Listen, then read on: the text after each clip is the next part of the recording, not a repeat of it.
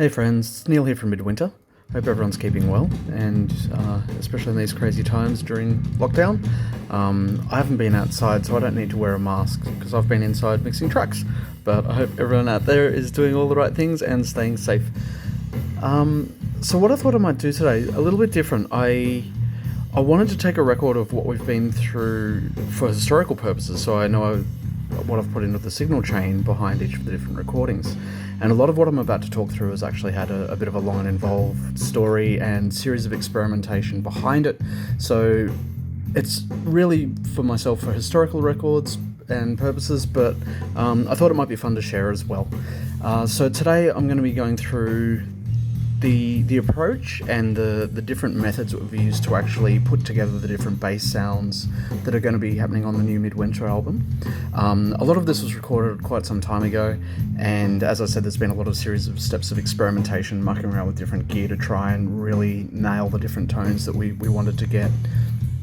So largely the approach has been that rather than treating the bass as like a single instrument, we wanted to have some kind of scalability in the different textures that could be applied to it, so it can be more dynamic through the textures rather than just using something like volume. And this is a pretty common technique that a lot of engineers and a lot of bands are doing, but really trying to find something that suited our particular sound was quite difficult and quite challenging.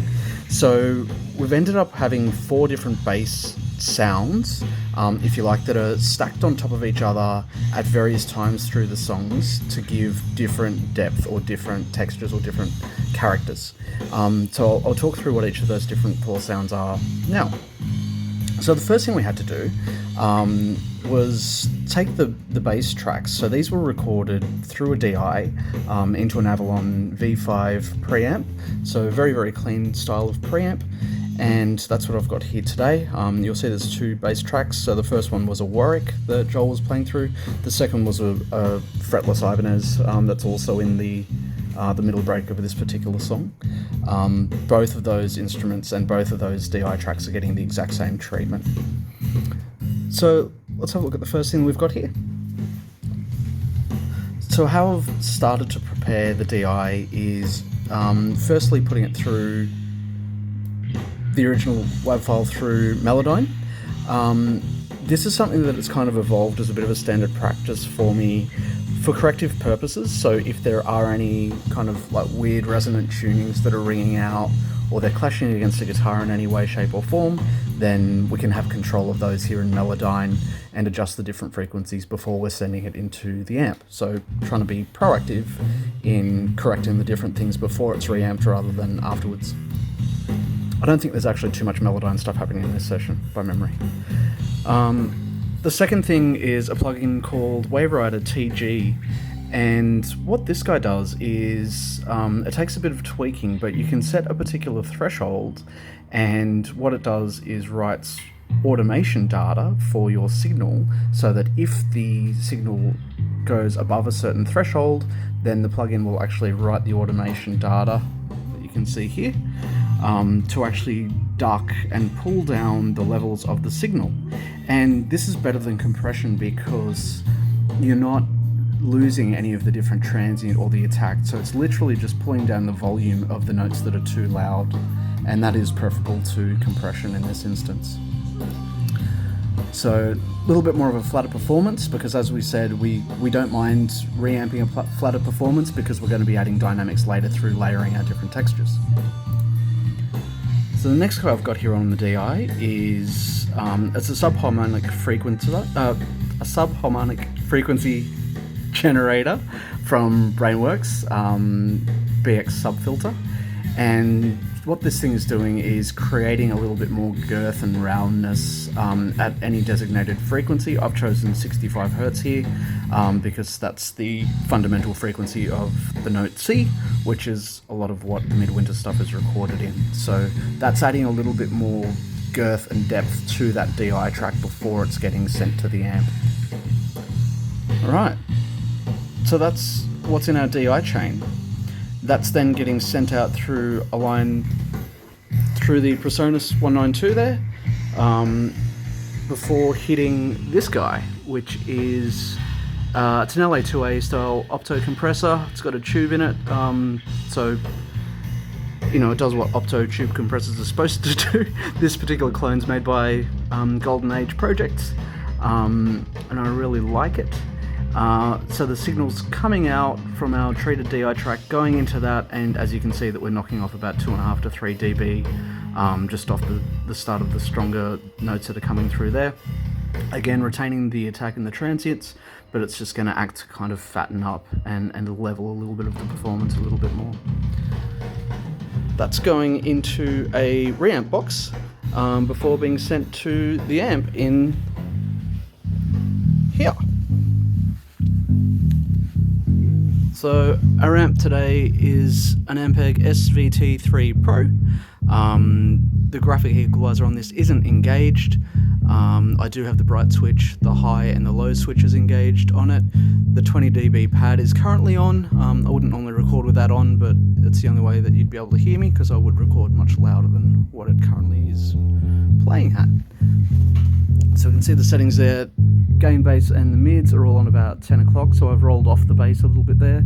The mid frequency selector's on 3, treble's on about 9 o'clock, and the master and the tube gain are on at about 12. That's going into an Epifani 12-inch speaker, supported cab. It's got a tweeter in it as well that I'm not doing anything creative with today. I'm not miking that up or anything. 2 mics of choice on it after a lot of experimentation. Has been a Shure Beta 52A, which is this guy down here, and that's close to the grill and it's positioned off axis, so it's really capturing a little bit more thump out of the cab.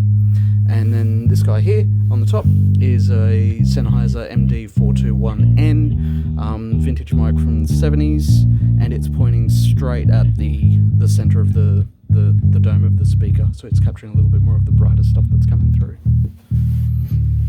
So that's our amp and cab. So they're both feeding into this guy, which is our Yamaha PM1000, old Yamaha desk from the 70s, and they're coming in on channels 1 and 2 respectively, where I'm actually summing them in the board before sending them to the interface. So I've blended those 2 mics together on the Yamaha. One of them's about half volume to the other one. I think it's the MD421. So more of the tone is coming through off the Beta 52A, and then I've just dialed in the MD421 just to add a little bit more mids and treble in there. So both of these are up for convenience, so I've done the level matching with the actual gain knobs there. You can see I've also dimed the treble and the mid frequencies on both of those channels coming in there. The mid's got the 4K band selected, and the high pass filters. This guy, the 52A, has got the 80 Hz high pass filter engaged, which sounds pretty high for a bass, but because of where the mic position is and the kind of mic that's there and the proximity effect, it was just getting way too much low end build up, so I had to kind of tame it down. The MD241, that's got the high pass engaged at 40 Hz. Over here, so that's the signal being sent into the Presonus 192.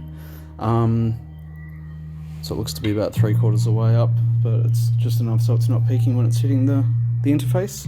The masking tape bit there is my security so I don't bump the fader. That is our amp sound. So that's the clean sound that you can hear now in the background. So the next texture that we've got is this guy. So it's kind of like a gritty kind of sound that, as I said, it's something that I'll stack on top of the clean sound. And the way that we're getting that is again from this DI channel, again into the Comp 2A, into the reamp box. This is actually splitting off 3 signals, so they're not separate chains all feeding the same things, it's just everything's running off this in parallel. Then it's going to this guy, so the Darkglass Alpha Omega. So I'm recording straight off that dry, no cab emulation or anything like that. So it's literally just taking a feed from the Reamper into the Alpha Omega and then back into the interface.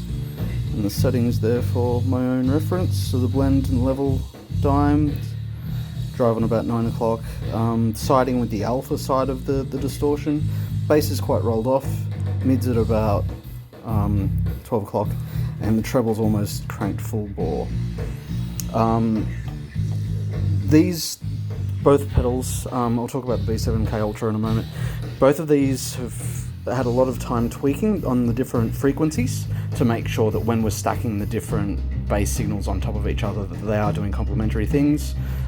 Also had to muck around and make sure that all of the different phase relationship between all the signals was correct also. So that's a good segue. Let's talk about this guy now. So this is our number 3 sound. So this is the distorted sound that we'd be stacking on top of the gritty sound and the clean sound. And it's all coming from the B7K Ultra. Another pedal from Darkglass, and does amazing things in terms of adding harmonics and grit and grime and all kinds of cool sounds.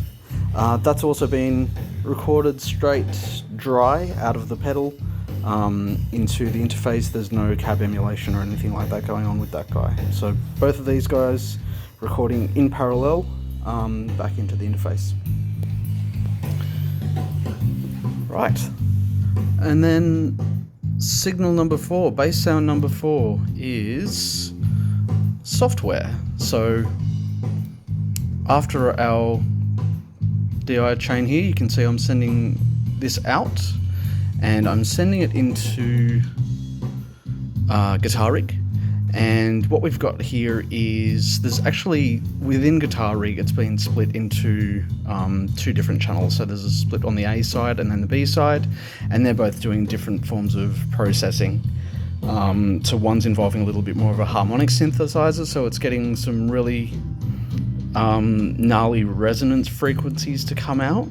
The other one is just like a rat distortion, and so they're going into a cab emulator.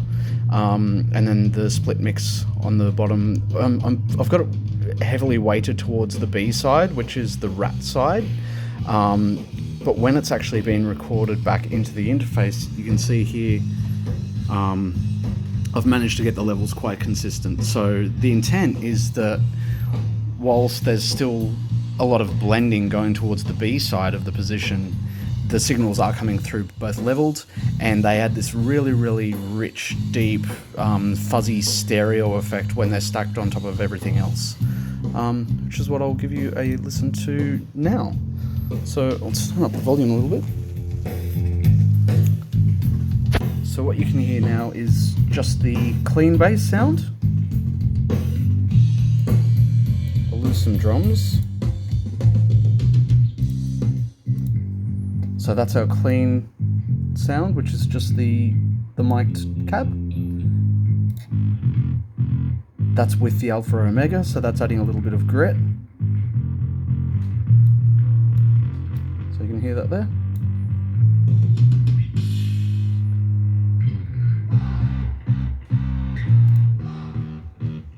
Just do other stuff turned on here. We can turn this off. So what you're hearing now is the stacked bass with the 3 different sounds. So it's got the bass amp, the Alpha Omega, the B7K, and then that's the stereo widener when it comes back on.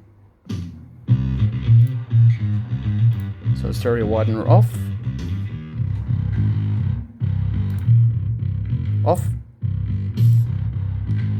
and on. And that's it. So that's the 4 different bass tones you'll be hearing on the new Midwinter album, how we've put them together, and we'll be in touch soon. Take care, guys.